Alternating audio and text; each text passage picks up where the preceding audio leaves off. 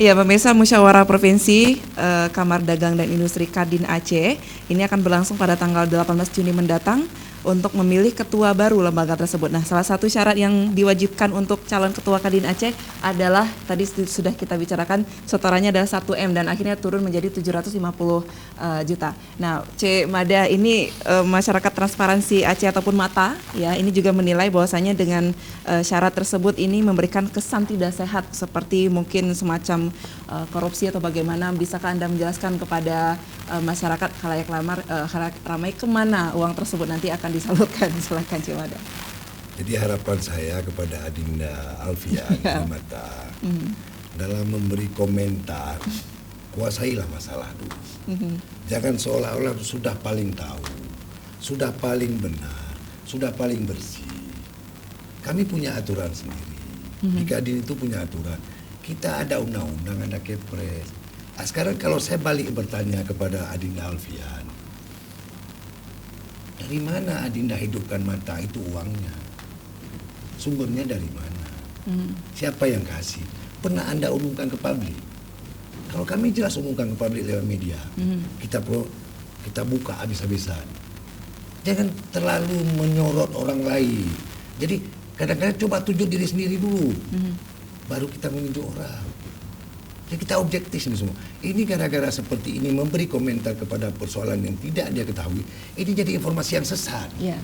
Sesat membuat orang yang tidak tahu jadi tidak tahu, jadi bodoh. Ini pembodohan.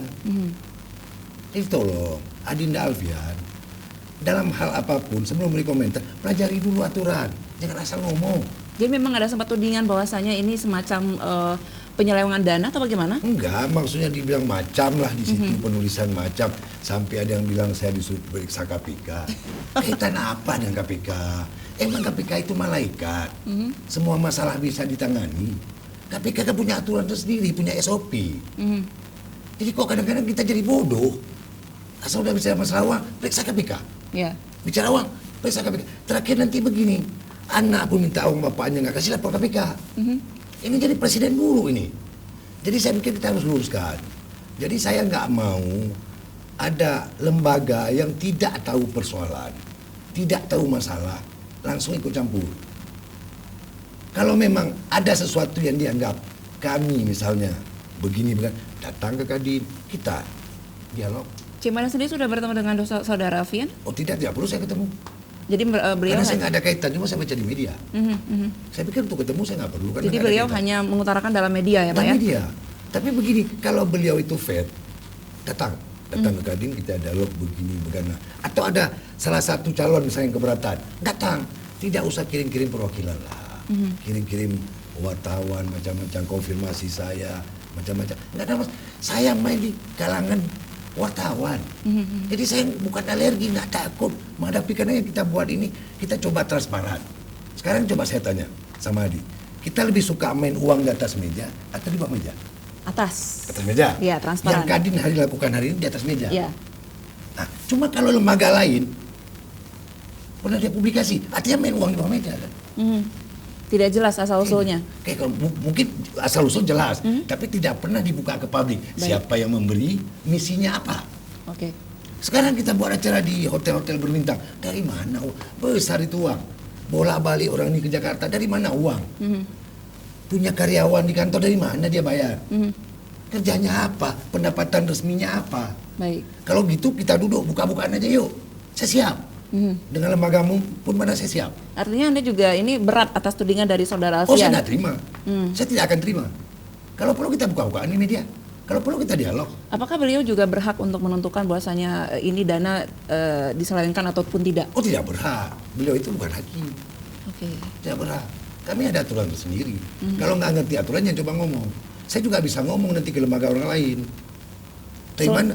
Dari mana dapat anggaran itu membawa lembaga ini sekian tahun dapat dari mana uang Pernah buka di media? Pernah lapor ke masyarakat? Pernah publish? Pernah buat akuntan publik? Tidak ada. Jadi fair-fair aja lah kita. Jangan mencari kesalahan-kesalahan orang. Apalagi yang misalnya ada yang menyuruh atau apalah namanya, kita nggak tahu. Tapi tolong kita jaga lembaga kita masing-masing, rumah kita masing-masing. Nggak usah lihat rumah tetangga. Nggak usah. Ini kan suka lihat rumah tetangga bahaya nih. Salah melirik istri tetangga pula lagi, aduh mah hancur nih kita semua nih. Janganlah Aceh hancur gara-gara ini saya pikir. Iya. Ini kita suka kali diprovokasi diadu domba. Ini sekarang kita rubah. Coba kita kebersamaan semua. Iya. Tolong. Jadi siapapun kalau ada pihak-pihak tidak puas dengan keputusan kemarin kami dan ini sudah kita sahkan, surat-surat Kadin Indonesia sudah ada, datang ke Kadin. Iya. Kami tunggu. Saya selaku ketua SC yang bertanggung jawab terhadap uang 750 juta dan saya siap mempertanggungjawabkan kemanapun. Kemana uang tersebut? Ya, kemanapun. Misal dipanggil KPK, suka saya pulang dari KPK jadi artis. Pakai baju oranye ya Pak ya? Enggak mau pakai baju oranye karena bukan uang negara yang kita habiskan. Bukan uang masyarakat yang kita ambil. Dan juga kandidat jika kandidatnya juga sah-sah saja kalau dia kandidat sudah tanda tangan. Iya, menyetujui. Sudah menyetujui bahwa uang ini hangus. Dia tanda tangan. Begitu Pak ya, Pak Makmur ya. Siap. Baik, ini langsung dengan Bapak Makmur bisa langsung siap. Gitu. Artinya siap mempertanggungjawabkan kemana uang tersebut, begitu ya Pak Makmur ya. Baik, nah solusinya nanti ini saya berharap juga Saudara Alfian ini menonton Aceh TV pada malam hari ini, apa yang ingin Anda sampaikan agar suasana juga yang tadinya kisruh ataupun panas ini menjadi hangat kembali. Ya saya pikir nih ya, kita minalah kerukunan, kekompakan, kebersamaan dengan siapapun. Kadin membuka ruang kepada siapapun. Kalau kami salah, kami siap dikritik. Tapi kritiknya yang konstruktif lah, yang sifatnya membangun. Kalau dalam bentuk jor-joran, menuduh begini, nggak fair. Kadin terbuka 24 jam. Kami selama bekerja di tempat jadi terbuka terus. Mungkin kami konstruktif lagi. Sampai pagi kita open manajemen siapa aja silakan. Tapi kalau ada tuduhan-tuduhan yang nggak enak, kita akan sedih juga. Apalagi yang menuduh. Ya, kita bilang adik-adik sahabat-sahabat kita lah. Bicara aktivis, kita pernah aktivis. Bicara kepemudaan, kita pernah di Dosi Pemuda. Bicara lembaga sosial, lembaga ormas, saya di Nahdlatul Ulama. Jadi kita semua punya terlibat, punya kapling kita masing-masing. Jadi nggak perlulah tendensius sekali lah. Untuk membina kompakan, mari sama-sama kita menjaga rumah kita masing-masing. Itu menurut saya, sederhana aja kita. Baik, terima kasih Cemada. Saya ke Pak Makmur, Pak. Ini saya melihat bahwasanya sepak terjang Anda luar biasa sekali. Ya, Anda ini merupakan seorang pengusaha yang bergerak di bidang konstruksi, pabrik kelapa sawit, transportasi BBM, distributor semen. Ya, ini saya ingin tahu seberapa besar perjuangan Anda dan ini juga bisa menjadi kunci keberhasilan bagi masyarakat yang ingin menjadi sosok seperti Anda, Pak Makmur. Ya, saya pikir kunci utama adalah kerja keras dan banyak melihat contoh soal. Sebentar Pak, saya tahan dulu. Ada yang jawab, saya kerja keras 20 tahun tapi saya nggak kaya-kaya. Itu personasi. Di situ juga di samping kerja keras butuh kerja cerdas. Jadi kalau cuma kerja keras pakai otot itu tidak jalan. Mesti kerja keras pakai otak. Pakai otak, baik. Jadi ada dua tipe kerja kita. Jadi kerja cerdas dan kerja kuat. Ya. Nah, untuk membangun menyembuhkan luka Anda ketika Anda jatuh bangun, wajar dong Pak di dunia usaha. Bagaimana cara Anda untuk bangkit kembali?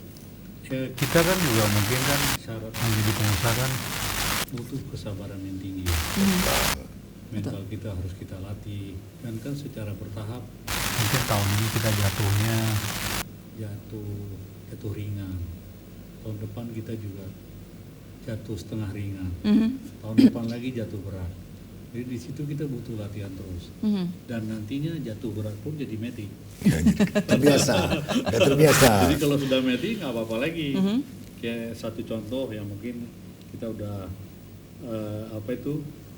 ya maksudnya sudah sering jatuh bangun. Jadi nantinya kita udah kebal.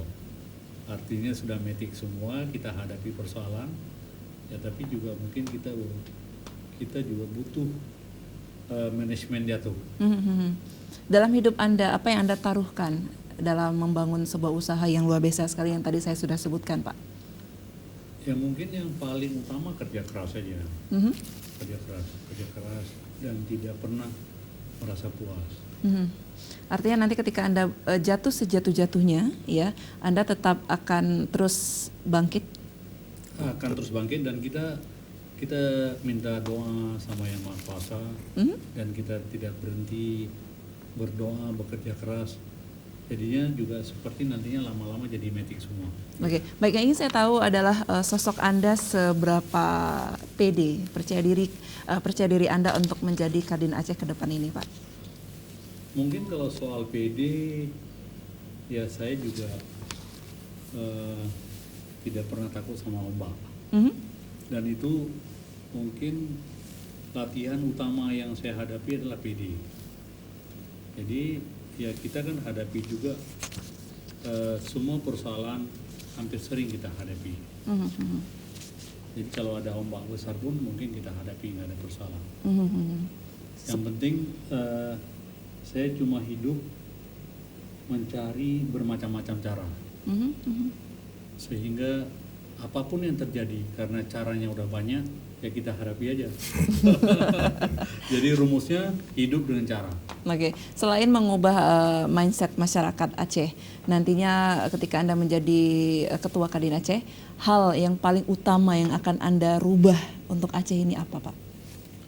Ya mungkin saya juga, itu kan saya juga pikir Kadin sendiri nanti perlu kita bentuk dana abadi. Karena dengan adanya dana abadi, kita juga mungkin konsep sumbangan 1 miliar juga itu sudah tidak perlu. Dan di samping itu, kalau seandainya ada pemikir-pemikir yang dia tidak punya kemampuan untuk membayar sumbangan, dia langsung bisa jadi calon ketua Kadin.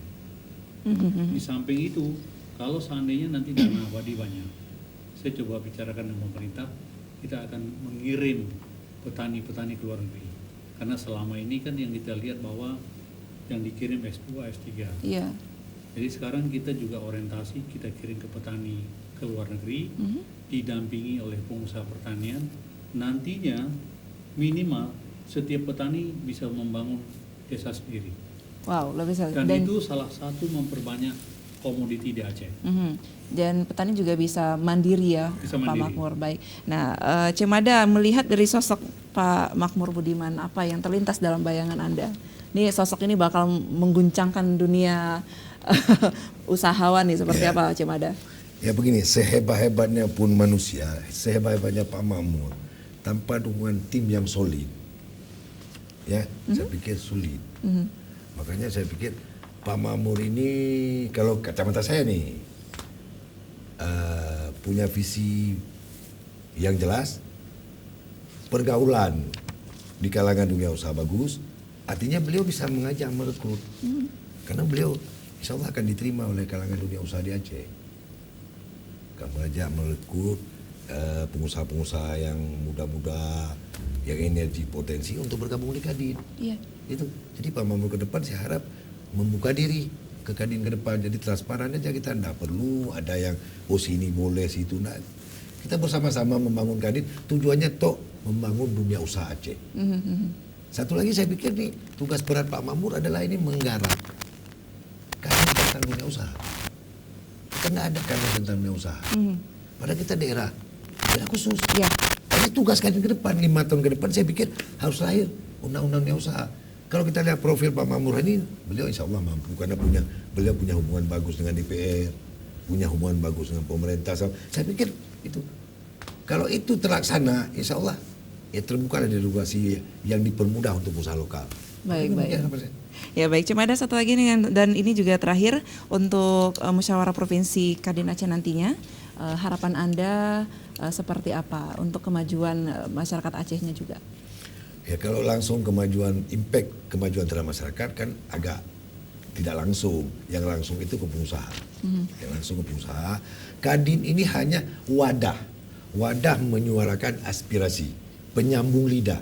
Kalau ada derogasi tertentu yang menghambat pertumbuhan ekonomi, yang menghambat kesempatan berusaha, ini tugas Kadin. Ya. Menghubung dengan pemerintah. Mungkin kalau satu persatu dunia usaha ketemu gubernur, ketemu bupati, ketemu kan sulit. Iya. Tapi dalam hal ini akan diwakili oleh Kadin. Oh ini kendalanya. Oh berarti kita bicara dengan DPR. Pak DPR, ini nampaknya pengusaha kita ini agak lemah. Lemah kenapa? Persoalannya ini. Tolong diderogasi di rumah, diperbaiki, disempurnakan demi untuk kemajuan daerah kita sendiri. Karena tanpa dunia usaha, Jangan harap pemerintah tidak sanggup menciptakan lapangan kerja di luar. Ya, setuju sekali. Sangat terbatas. Sangat setuju kalau untuk dunia pekerjaan seperti itu ya. Baik, terima kasih C. Mada. Mudah-mudahan Musyawarah Provinsi Kadin Aceh nanti bisa berjalan dengan sukses sesuai dengan harapan kita semuanya.